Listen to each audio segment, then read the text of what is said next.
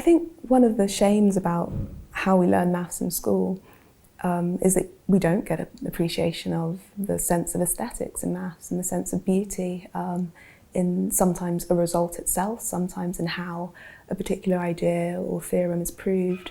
Some of them can have really delightful turns of logic, I suppose, in a similar way that we learn in school to appreciate a sentence.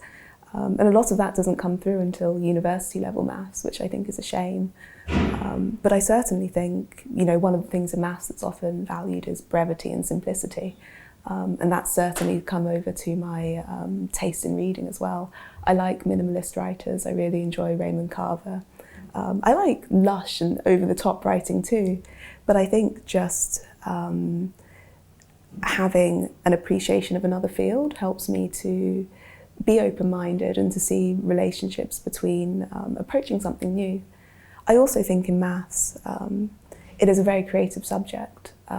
We have rules, I suppose, of things that have already been shown, techniques we can use in maths, but the work of actual working mathematicians is to apply it in new and creative ways.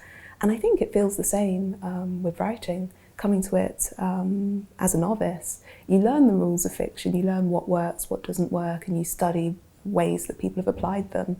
But then the job as a writer is to apply those rules in new and surprising ways, and also find out when you can break them, break with form, break with convention, to achieve something different.